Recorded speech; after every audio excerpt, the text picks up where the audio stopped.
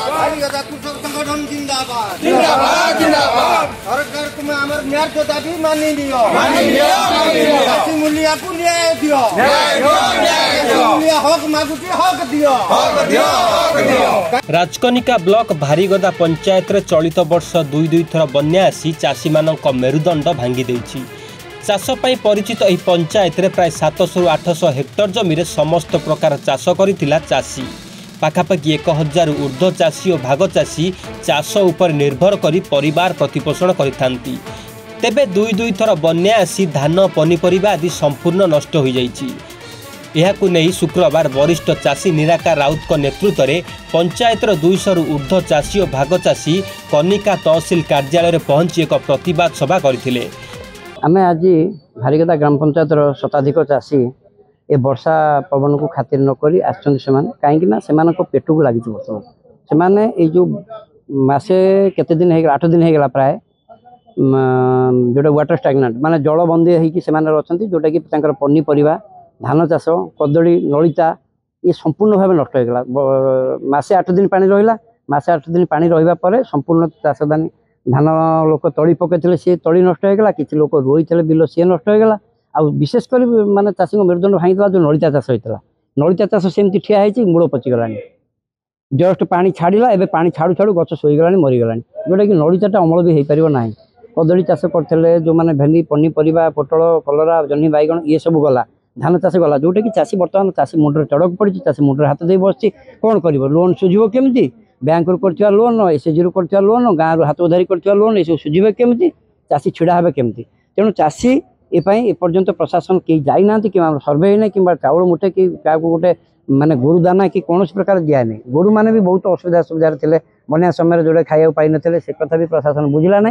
आम आज प्रशासन को जनवाक आसचु आम तहसिलदार को दाबीपत्र देलु जे आम कथा शुणा जाऊ तुरंत जदि 7 दिन 15 दिन भीतर आम दाबी शुणा न जाए तेज आम राजरास्ता को ओह्लैबू तहसिलदार आगे धारणा बसबू नचेत आउ अन्य कौन पदक्षेप ने बन्या पर आज्ञा आमर संपूर्ण पनीपरिया धान चाष पर आम भारीगदा पंचायत निर्भरशील संपूर्ण चाष जमी रू ही आम जहाँ खाऊ आ पिलापिली पढ़ाऊ खर्च बार्च सब आम चाष पर हुए आमर मुख्यतः धान भेंडी बैगण कलरा नलिता एतक जिनस आमर 1.5 मास काल लगाण वर्षा और बन्यार संपूर्ण नष्ट हो जाए। एपर्यंत प्रशासनिक अधिकारी कहीं आम पाखे पहुँचले ना कि कौन सरकारी साहाय्य आमको मिलला ना।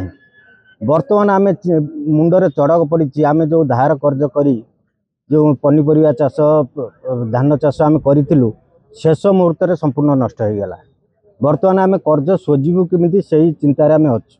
आज आसीलु तहसिलदार सार को जनवाई जदि आम कथा गोटे सप्ताह भितर न बुझंती ताले आगामी दिन में आम राजरास्ता को ओह्लैया बाध्य हेबू। हाँ से गोटे टीम फॉर्मेशन इनक्वारी करने जी लॉस तार इनक्वारी गोटे टीम फॉर्मेशन से रिपोर्ट आसला डिस्ट्रिक्ट ऑफिस को देला साहाय्य जोगे we are concern about that and take प्राय 1 मासरू ऊर्ध्व हेब बन्या जल जमी रहिबा फल धान पनीपरिया और नलिता चाष संपूर्ण उजुड़ी जाइछि।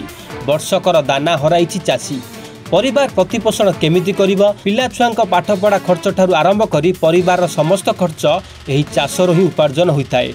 विशेषकर धार करज सोसाइटी ऋण हेउ किंबा बैंक ऋण करी चाष करिथिबा चाषीर चाष संपूर्ण उजुड़ी जिबा फल चाषीर मेरुदंड भांगी जाइछि जद्वारा कि लोक माने विषादग्रस्त हो कौन बाट न पाई आसी आज तहसिलदार पाखे आज उपस्थित रही दाबी होची जो लोन कर लोन छाड़ करने सरकार पाखे नवेदन कर गोटे कथा हूँ जो चाष जमी पानी जमी रही से पानी निष्कासन करने जो उपरमंडल जोटा गोटे कलभट तैयारी कनिका नदी उपरे सेटाकू आउ टे संप्रसारण कले ये लोक मैंने बंची पारे ना भविष्य में ये से गोटे मरुभूमि पालती जीव से केमिति सुझीब ऋण और केमिति प्रतिपोषण हेब परिवार। तेबे चाषी मानक समस्यार समाधान पाई प्रशासनिक स्तर में तत्परता प्रकाश करी क्षयक्षतिर सठिक तदंत करी चाषी और भाग चाषी मानू यथाशीघ्र क्षतिपूरण प्रदान करने को दाबी करी कनिका तहसिलदार भानुमती माझी को एक स्मारक पत्र प्रदान करा जायछि।